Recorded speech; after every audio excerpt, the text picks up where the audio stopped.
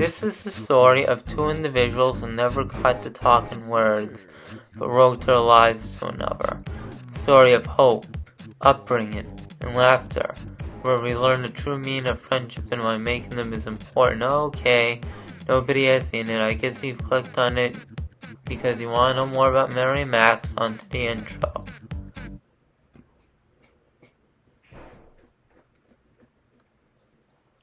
Mary and Max is a claymation movie made in Australia by Adam Elliott, who originally in the story was a man who had a lifelong friend with Asperger's syndrome.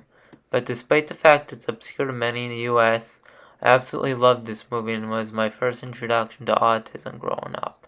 I know that we have a lack of claymation movies today, but sticks out the most is its art-filled animation used to make the puppets and the world come to life. I mean, just look at how the animation is compared to Nightmare Before Christmas, how it develops realism to its true story feel.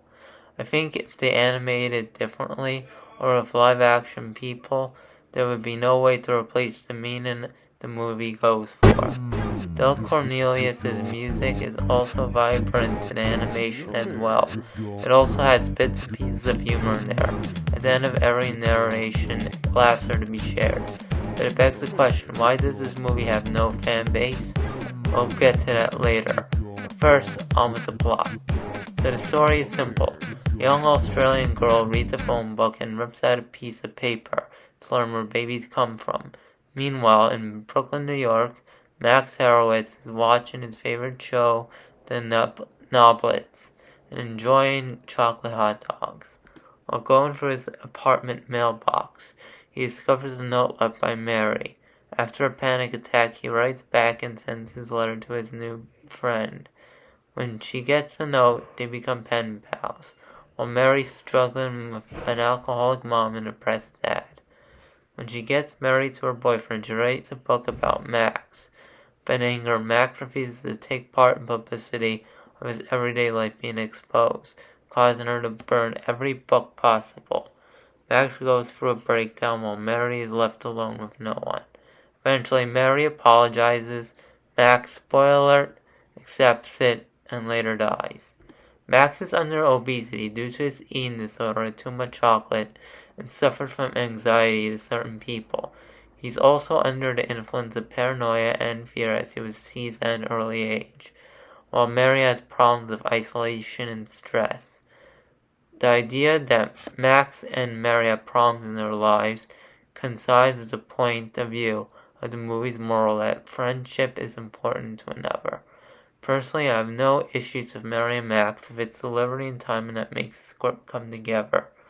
So it begs the question, why is this forgotten by people in the States, despite the fact that it was an Australian film?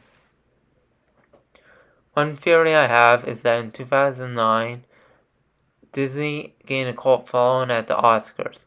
Also, other stop-motion heavyweight competitors, Mr. Fox and Caroline, gained a more cult following. This put Mary and Max at a bad spot for the best claymation of the year, according to an interview. They didn't have enough marketing money to advertise the movie. Better films just came and went. If the movie was released in the US, I think it wouldn't make a difference to the popularity of the film. This film was one of a kind for 2009 and could be used in school settings for behavioral analysis. Personally, I think if they tried making a bigger budget, it would be set for an audience of a higher grossing movie. But the film also has really good voice acting and a great cast to support the work. I think Philip Hoffman's voice for Max kind of fits his character and uses stuttering for a mental illness man. Sadly, Mary and Max is also one of Elliott's biggest failures because it led to a small box office budget and never gave enough attention for a feature-length film. I personally didn't think it was half bad. The story was enlightening, the characters were, even with awkward lifestyles, were likable, and the visuals reminded me of Disney quality films. I know that Mary and Max wasn't a big hit than it was going for, but it was a refined story that anyone should be sure to love. If you loved the video, please subscribe, notify, and like for more.